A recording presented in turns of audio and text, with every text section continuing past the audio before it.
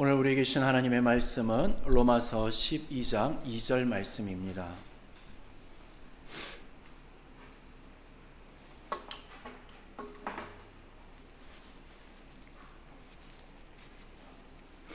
신약성경 로마서 12장 2절 말씀입니다. 로마서 12장 2절 말씀 제가 봉독해 드리겠습니다. 너희는 이 세대를 본받지 말고 오직 마음을 새롭게 함으로 변화를 받아 하나님의 선하시고 기뻐하시고 온전하신 뜻이 무엇인지 분별하도록 하라. 아멘. 이 말씀은 살아계신 하나님의 말씀입니다. 기도하겠습니다. 하나님 아버지, 이 시간 주님의 말씀 앞에 섭니다. 우리들에게 필요한 말씀 허락하여 주시고 주님께서 주장하여 주셔서 우리들의 마음이 변화되어지고 또한 삶이 변화되어지고 주님의 이름을 증거하는 삶으로 나아가게 허락하여 주시옵소서. 모든 시간 주님께서 주장하시고 인도하여 주실 줄로 믿사오며 예수 그리스도의 이름으로 기도드리옵나이다. 아멘.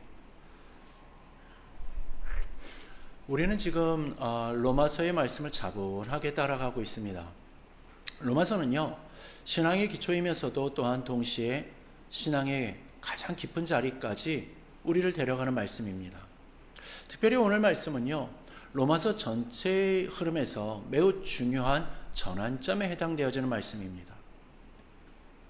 로마서 1장부터 11장까지가 하나님께서 우리를 어떻게 구원하셨는지 이거를 보여주는 말씀이라면 12장부터는요, 그 구원받은 사람이 어떻게 살아가야 하는지를 보여주는 말씀입니다.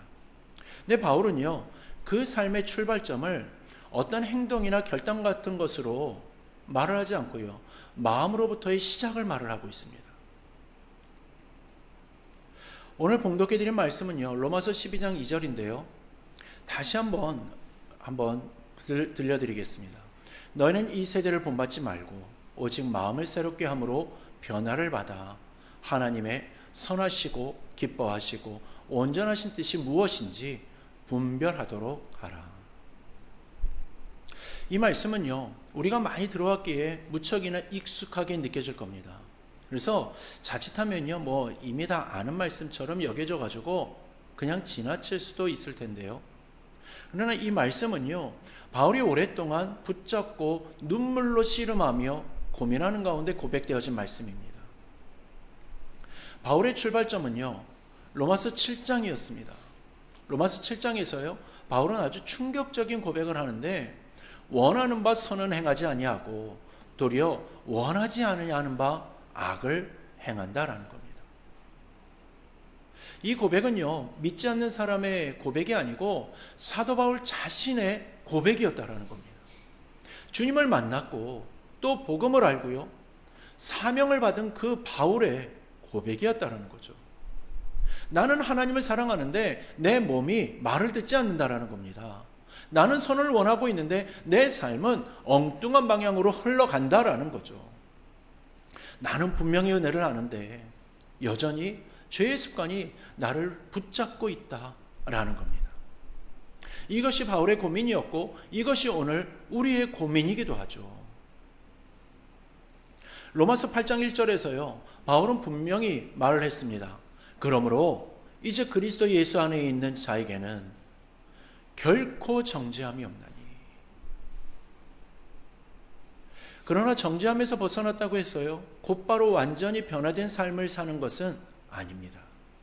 여전히 넘어지고요, 여전히 후회를 합니다. 또 여전히 같은 자리에서 씨름을 하죠. 그래서 어떤 분들은요, 이렇게 말을 하기도 합니다. 나에게는 왜 변화가 일어나지 않는 건가?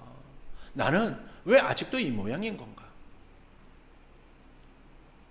바울도 같은 마음속에서 질문을 했던 것 같습니다. 그리고 바울은요, 그 해답을 로마서 12장에서 제시를 합니다.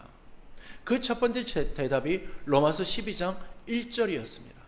그러므로 형제들아, 내가 하나님의 모든 자비하심으로 너희를 원하노니 너희 몸을 하나님이 기뻐하시는 거룩한 산제물로 드리라.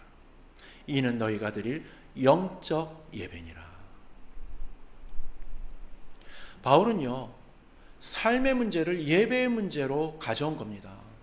변화의 문제를 예배자의 자리로 가져온 거죠.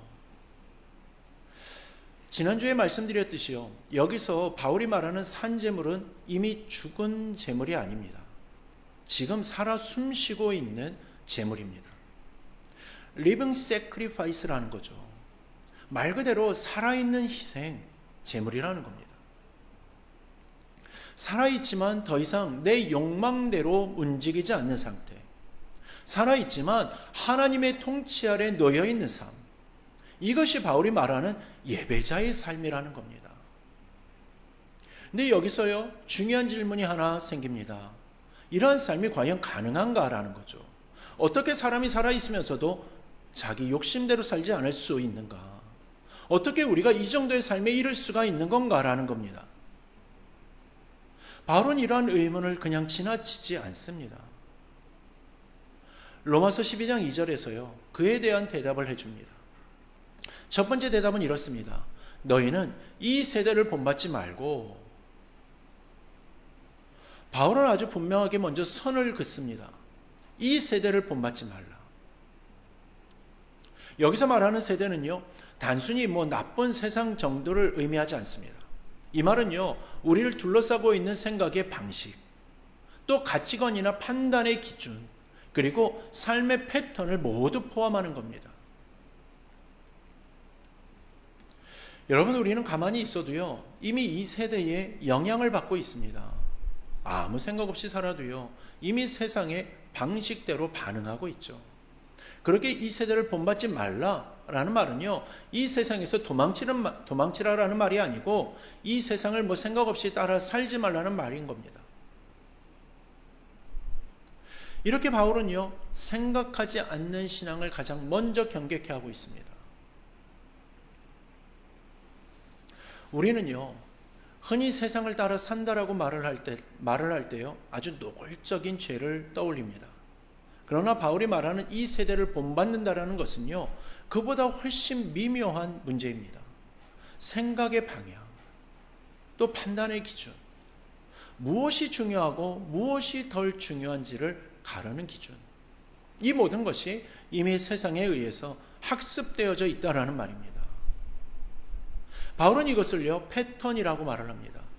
영어 성경 중에 이 NIV 번역은요, 이 구절을 이렇게 옮겼습니다. 이 세상의 패턴을 더 이상 맞추어 살지 말라. 패턴이라는 말은요, 반복된다라는 뜻입니다. 의식하지 않아도 자동으로 반응하게 만드는 틀이 바로 패턴이라는 거죠. 우리는 무언가를 결정할 때요, 왜 그 결정을 했는지 깊이 생각하지 않는 경우가 많습니다. 그냥 늘 그래왔기 때문에 습관적으로 결정을 하기도 하고요. 다들 그렇게 하니까 그게 가장 좋은 건가 보다 하고선 결정을 하기도 합니다. 또 그게 상식이라고 배워왔기 때문에 그렇게 하지 않으면 내가 비상식적인 사람이 될 것 같으니까 그리 결정을 따라 한다라는 거죠. 신앙도 마찬가지입니다. 왜 그렇게 믿는지, 왜 그렇게 판단하는지, 왜 그렇게 말을 하는지, 이런 것들을 깊이 생각해 보지 않고요, 그냥 따라서 신앙생활을 해왔다라는 겁니다. 바울은 바로 그 지점을 정면으로 건드리는 겁니다. 생각 없는 신앙은요, 결코 변화를 만들어내지 못한다는 거죠. 생각하지 않고 남들 하는 대로 따라만 하는 신앙생활은요, 세상에 가장 잘 적응된 종교인이 만들어질 뿐인 겁니다. 유진 피터슨 목사님은요, 메시지 성경에서 이 구절을 아주 날카롭게 풀어냈습니다. 너희 문화에 너무나도 잘 적응해서 아무 생각 없이 그 안에 딱 맞게 살아가지 말라. 교회 안에서도요, 아무 생각 없이 신앙생활을 할 수 있기 때문에 이 말은요, 정말 우리의 가슴을 찌르는 말로 다가옵니다. 예배를 드리지만 왜 드리는지 생각하지 않고요, 기도를 하지만 누구 앞에 서 있는지 깊이 느끼지 못하고 말이죠. 말씀을 듣지만 내 삶과 어떠한 관계가 있는지 곱씹지 않고 흘려보내는 신앙. 바울은 그러한 신앙을 경계하고 있는 겁니다. 그래서 바울은요, 다음 말을 이어서 두 번째로 하게 되는 거죠. 오직 마음을 새롭게 함으로 변화를 받아. 여기서 바울의 관심이 분명해집니다. 행동이 아니라 마음이라는 겁니다. 습관이 아니라 마음이라는 거죠. 환경이 아니라 마음이라는 겁니다. 왜냐하면 모든 것은 마음에서 나오기 때문인 거죠. 말이 마음에서 나오고요. 판단이 마음에서 나오고요. 선택이 마음에서 나오기 때문이라는 거죠. 겉으로 보이는 삶은요, 마음의 결과일 뿐입니다. 그래서 바울은 마음을 새롭게 하라고 말을 하는 거죠. 여기서 중요한 것은요, 바울이 사용한 표현입니다. 마음을 새롭게 하여 변화를 받으라. 이 말은 내가 나를 변화시키라 라는 말이 아닙니다. 변화를 받으라 라는 말입니다. 수동적인 표현인 거죠. 다시 말해서 변화는요, 내가 만들어내는 것이 아니라 받는 것이니까 나를 변화시킬 수 있는 누군가의 도움을 받을 수 있도록 내 마음을 새롭게 하라는 겁니다. 이 점이 바로 로마서 12장 2절의 핵심인 겁니다. 우리는 종종 신앙을 이렇게 생각을 합니다. 내가 더 노력해가지고 변해야지. 내가 더 애쓰면 분명히 달라질 거야. 그래서 결심하고 다짐을 합니다. 그러나 시간이 지나면요, 다시 원래의 자리로 돌아와 있음을 확인하게 되죠. 바울도 그 과정을 다 겪었습니다. 그래서 바울은요, 행동을 고치라고 말을 하지 않고요, 먼저 마음을 이야기하는 겁니다. 그 마음이 새로워져야 한다라고 말이죠. 그렇다면 질문이 생길 것 같습니다. 마음을 어떻게 새롭게 할 수가 있겠냐라는 겁니다. 여기서 우리는 주의해야 할 점이 있습니다. 혹시나요, 성경이 마음을 바꾸는 방법을 가르쳐주나 하는 그러한 생각을 할 수 있기 때문이죠. 분명히 말씀드리지만 성경은요, 마음을 다루는 방법을 제시하지 않습니다. 그 대신에 성경은 마음을 새롭게 하시는 분을 알려줍니다. 다윗은 그 사실을 너무나도 잘 알았습니다. 그는 밧세바 사건 이후에 자신의 마음이 얼마나 깊이 망가져 있는지를 보았습니다. 그는 실수하였다라고 말을 하지 않았고요, 환경이 나빴다고도 말을 하지 않았습니다. 그는요, 자기 마음이 문제라는 것을 보았습니다. 그래서 이렇게 기도합니다. 하나님, 내 속에 깨끗한 마음을 만들어 주시고 내 안에 올바른 마음을 새롭게 하여 주소서. 이 기도는요, 자기 반성의 기도나 어떤 다짐의 기도가 아니었습니다. 하나님께 온전히 맡기는 기도였던 겁니다. 하나님만이 내 마음을 만질 수 있다라는 고백이었다라는 거죠. 근데 여기서요, 우리가 조심스럽게 짚고 가야 할 한 가지가 있습니다. 그런 마음을 새롭게 하는 과정에서 우리가 할 수 있는 역할은 무엇인가 하는 점입니다. 우리는 스스로 마음을 바꿀 수는 없습니다. 그러나 마음을 드러낼 수는 있습니다. 그래서 교회는요, 오래전부터 침묵의 시간을 아주 중요하게 여겨왔었습니다. 침묵 기도는요, 나를 아주 거룩하게 만드는 도구가 아니고요, 침묵 자체가 나를 변화시키는 힘을 가진 것도 아닙니다. 침묵은요, 내 안에 무엇이 들어있는지를 드러내는 자리입니다. 침묵 기도 시간을 가지면요, 우리가 조용해질 때 평소에는 들리지 않던 마음의 소리가 들리기 시작을 합니다. 억눌러 두었던 생각들, 숨겨두었던 동기들, 합리화해왔던 욕망들. 침묵은 바로 이것들을 수면 위로 끌어올려 주는 겁니다. 그래서 침묵의 시간을 가질 때면 때때로 불편함이 느껴지기도 하게 되는 겁니다. 그래서 우리는요, 침묵 대신 계속 무언가를 하려고 하죠. 말씀을 듣고 또 노트도 하고요, 또 생각을 정리해 보기도 합니다. 그러나 정작 하나님 앞에서 침묵하면서 가만히 서는 것은 피한다라는 겁니다. 그러나 침묵은요, 우리를 하나님 앞으로 데려갑니다. 하나님 앞에서 내 마음의 상태를 정직하게 보게 만들어주죠. 그리고 그 자리에서 우리에게 스스로 깨달음을 갖게 해줍니다. 나는 나를 바꿀 수 없다라는 그 사실을 말이죠. 침묵의 자리는 우리를 무너뜨리는 자리가 아니라 우리를요, 진실하게 만드는 자리입니다. 그러나 침묵만으로 우리의 마음이 새로워지지는 않습니다. 침묵은 드러나게 만드는 자리이지 바꾸는 자리가 아니기 때문입니다. 그래서 하나님은요, 또 하나의 통로를 우리들에게 주셨습니다. 바로 말씀입니다. 바울이 마음을 새롭게 함으로 변화를 받으라고 말을 했을 때 그 마음이 어디에서 다루어지는지를 성경은 분명하게 말을 해줍니다. 히브리서 말씀은요, 그 지점을 아주 정확하게 짚어주는데 히브리서 4장 12절 말씀을 개역 성경으로 한번 보겠습니다. 하나님의 말씀은 살아있고 운동력이 있어 좌우의 날선 어떤 검보다도 예리하여 혼과 영과 및 관절과 골수를 찔러 쪼개기까지 하며 또 마음의 생각과 뜻을 감찰하신다. 여기서 운동력이라는 표현이 아주 인상적인 표현인데요. 개역개정에서는 활력이라고 이렇게 번역되어져 있습니다. 그러나 개역성경에서는 운동력이라는 말로 표현되어져 있는데 이 운동력이라는 말은요, 말씀의 성경을 아주 잘 보여주는 말씀이지 않나 싶습니다. 원어로 보면요, 하나님의 말씀은 가만히 있는 말씀이 아니라 살아 숨쉬는 말씀이라는 겁니다. 말씀은 우리 안에서 움직이기 때문에 우리를 가만히 두지 않는다라는 겁니다. 말씀을 읽을 때나 말씀을 들을 때에 내가 편한 부분만 지나가게 두지 않는다라는 거죠. 말씀은요, 우리 마음의 생각과 의를 정확하게 드러내 만들어주게 된다라는 겁니다. 여기서 중요한 점은요, 말씀의 역할입니다. 말씀은 우리를 칭찬하기 위해서 주어진 것이 아니고요, 우리를 위로해 주기 위하거나 안심시켜 주기 위해서 주어진 것이 아니라는 겁니다. 말씀은요, 우리의 실체를 보게 만듭니다.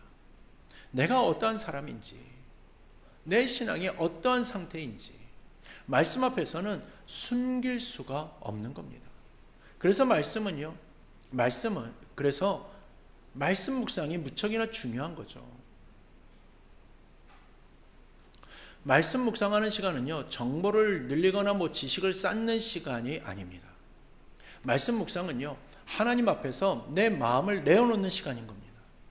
말씀이 내 생각을 비추도록, 또 말씀이 내 동기를 드러내도록 나 자신을 말씀 앞에 세우는 시간인 겁니다. 성도 여러분, 말씀을 가까이 할수록요, 우리는 겸손해지게 되어져 있습니다. 왜냐하면요, 말씀은 우리를 높이지 않기 때문입니다. 말씀은요, 항상 하나님을 높이고 우리를 제자리로 돌려놓습니다. 그래서 말씀을 진지하게 대하는 사람은요, 자기의 확신이 강해지기보다 자기 성찰이 깊어지게 되어져 있는 겁니다. 자기 주장보다 하나님의 뜻을 더 묻게 되는 거죠. 그러나 여기서 한 가지를 분명히 해야 합니다. 말씀을 많이 한다고 해서 마음이 자동으로 새로워지는 것은 아니라는 겁니다.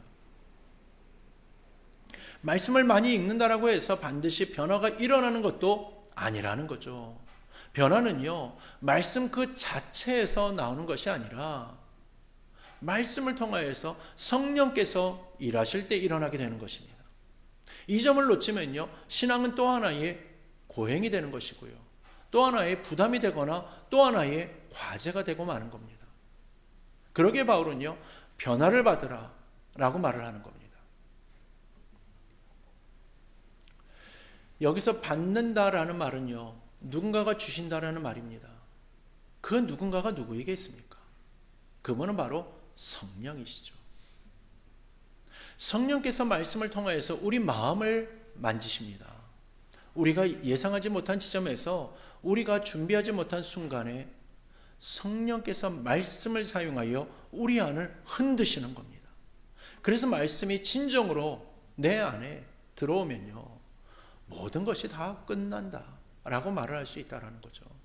말씀 한 구절이 우리의 인생을 바꾸기도 하고요, 말씀 한 문장이 우리의 방향을 바꾸기도 하니까 말이죠. 이러한 변화는요, 우리가 결심했기 때문이 아니라 성령께서 말씀을 통해서 우리 마음의 손을 대셨기 때문인 겁니다. 그래서 신앙은요, 기술이 아니고 방법도 아닙니다. 오직 하나님과의 관계인 겁니다. 말씀 앞에 서는 태도, 하나님 앞에 머무는 자세, 그 자리에 성령께서 역사하시게 되는 겁니다. 여기서 바울의 말씀이 다시 떠오르게 되죠. 오직 마음을 새롭게 함으로 변화를 받아. 이 말은요, 우리들에게 안도감을 주는 동시에 도전도 함께 줍니다. 안도감은 이거죠. 내가 나를 바꾸지 않아도 된다라는 겁니다. 그리고 도전은 이것입니다. 그러나 하나님 앞에 서는 자리를 피해서는 안 된다. 침묵의 자리, 말씀의 자리, 언제나 그 자리를 피하지 말아야 한다는 겁니다. 만약이라도 그 자리를 계속해서 외면하면 성령께서 일하실 공간도 사라지게 되고 마는 거죠. 그러기에 우리는요, 말씀과 기도를 가까이 하면서 성령이 일하실 수 있도록 내 안을 내어드려야 하는 것입니다. 그럴 때 변화가 일어나고요, 은혜 충만한 삶을 누리게 될 줄로 믿습니다. 여러분, 성령께서 마음을 새롭게 하실 때요, 가장 먼저 나타나는 변화는 삶이 쉬워진다거나 문제가 사라지는 것이 아닙니다. 성경은요, 마음이 새로워진 사람의 특징을 이렇게 말을 합니다. 하나님의 선하시고 기뻐하시고 온전하신 뜻이 무엇인지 분별하게 된다. 여기서 분별이라는 말이 무척이나 중요한데요, 분별은요, 정보가 많아진다거나 지식이 늘어난다는 뜻이 아닙니다. 분별은요, 무엇이 하나님을 기쁘시게 하는지, 또 무엇이 나를 만족시키는 것인지, 이러한 것을 구별할 수 있게 되는 것입니다. 이 분별은요, 머리로부터 나오는 것이 아닙니다. 마음으로부터 나오는 겁니다. 마음이 새로워질 때 기준이 달라지게 되는 거죠.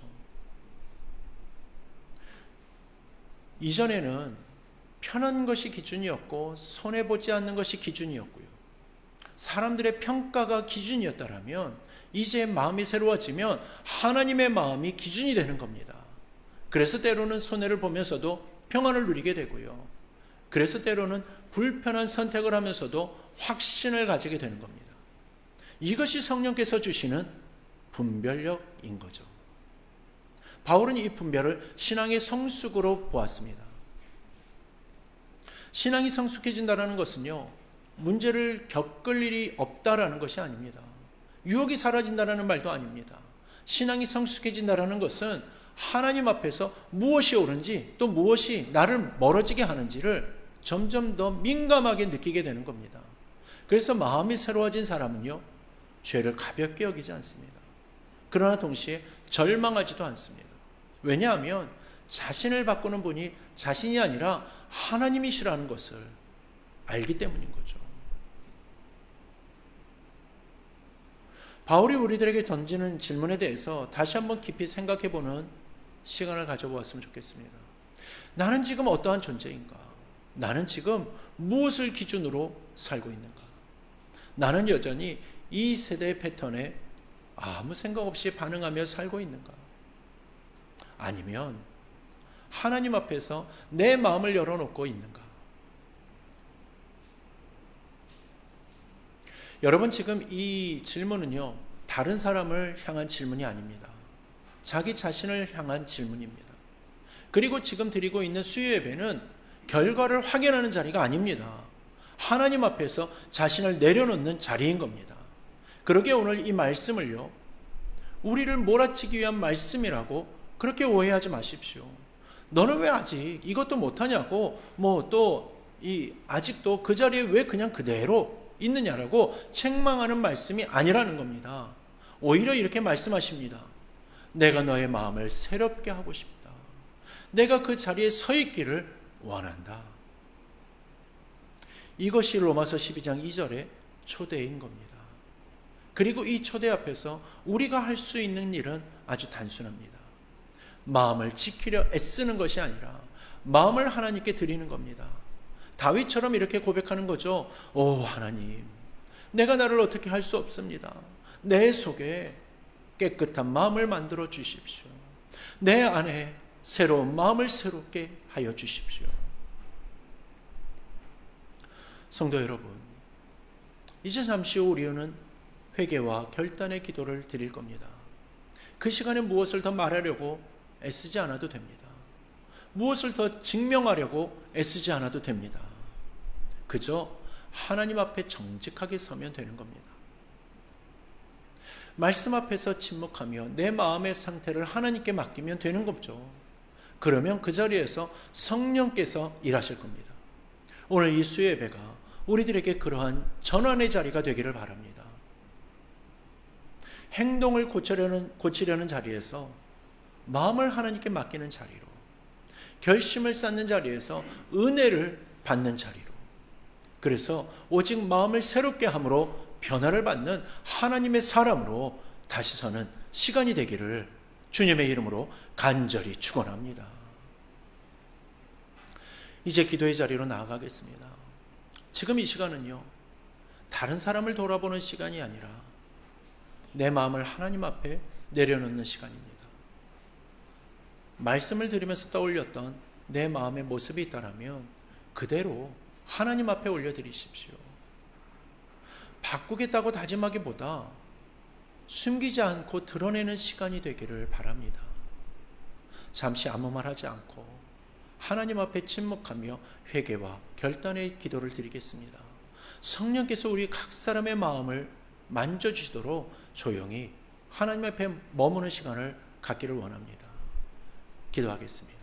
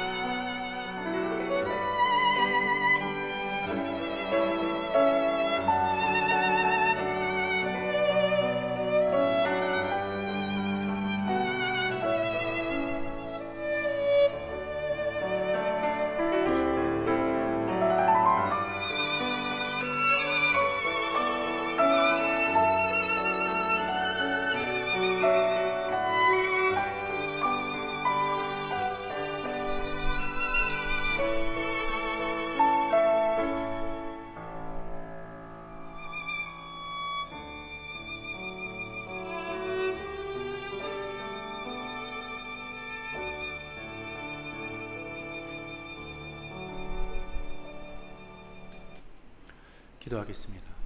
하나님 아버지, 우리의 마음을 아시는 주님 앞에 잠시 침묵하며 서게 하심을 감사드립니다.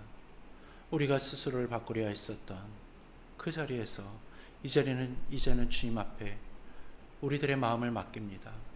굳어있던 마음을 주님께서 부드럽게 하여 주시고 익숙해진 죄와 타협에 다시금 민감한 마음을 허락하여 주시옵소서.